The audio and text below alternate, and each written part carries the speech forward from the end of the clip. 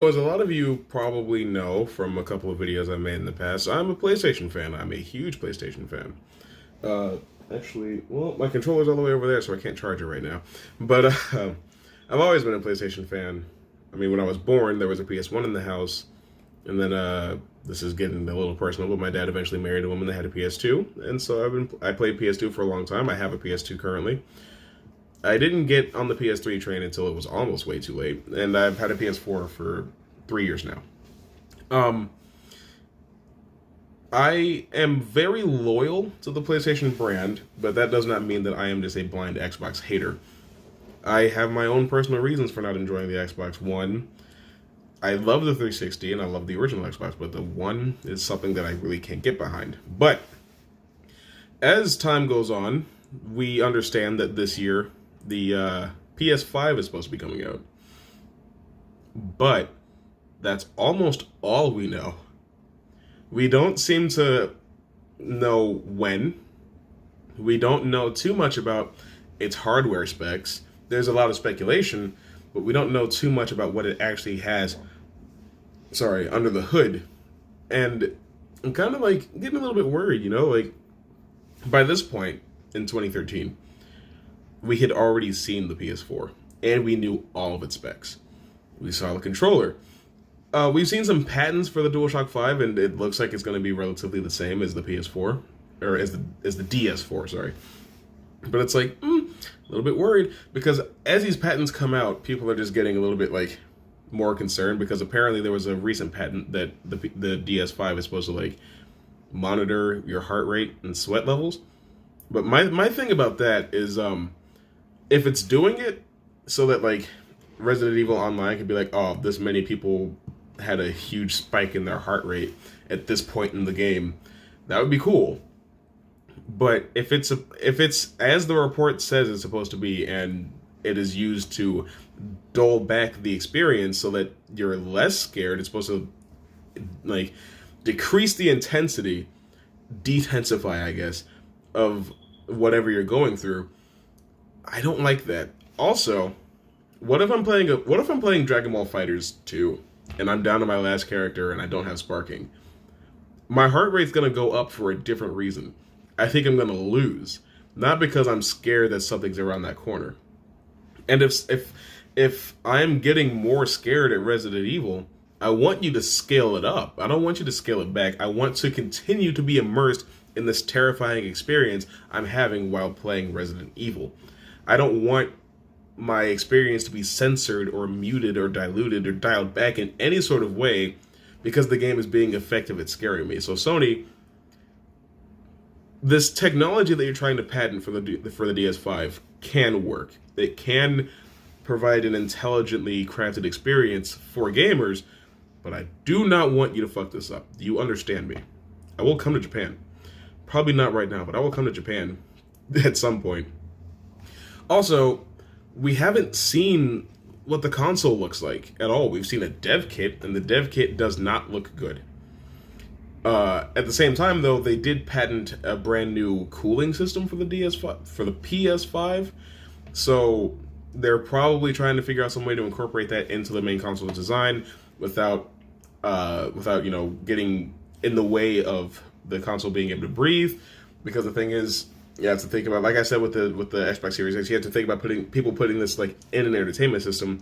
The console needs to be able to breathe wherever you put it, however you have it set up. So that's probably something that they're thinking very hard about. Also, apparently the parts that they're using for this thing are quite beefy. But here's the thing. If you were to try to purchase these parts, they'd be a different price than a manufacturer producing these parts. And what I will say is that I've seen reports that the PS5 reportedly costs $450 to make. To manufacture one PS5 costs $450.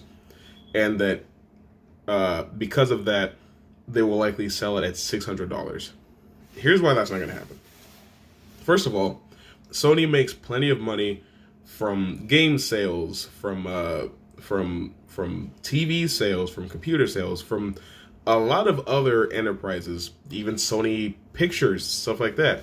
Sony as a corporation brings in a lot of money, And we have seen them in the past be able to sacrifice a certain amount of profit from one of their departments for long-term success. So if they're going to try to sell the PS5 for $600, they can't do that because for $600, you can buy a pretty decent PC that can run most games that are coming out on pretty high settings. Even then, you can run any game if you just lower the settings. And even at that point, you'll still probably get better picture quality than you would get from a console, depending on what they actually do put under the hood of this thing.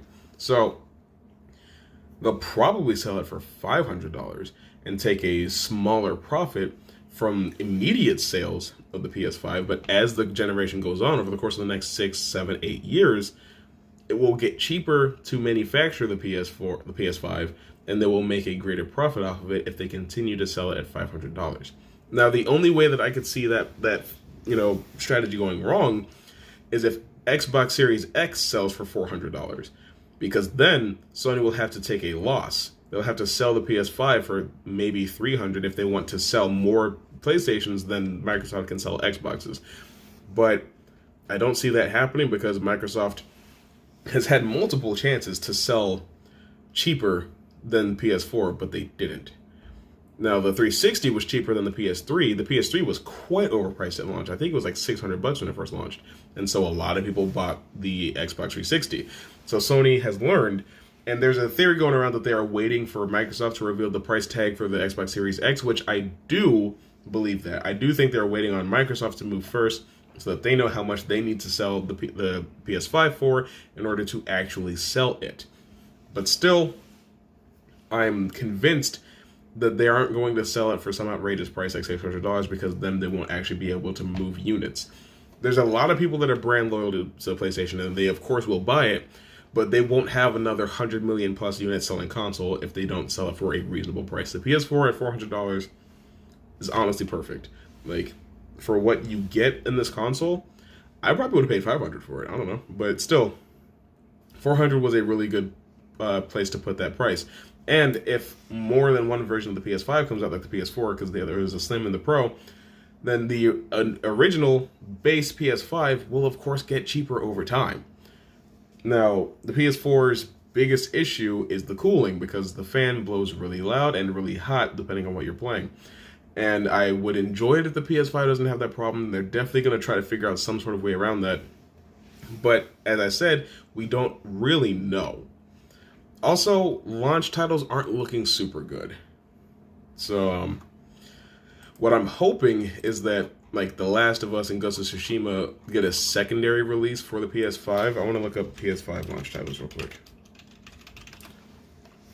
Because so far, yeah, we have Outriders, we have Godfall. There you go. There's not a whole lot that we have going into the PS5 to be ultra excited about.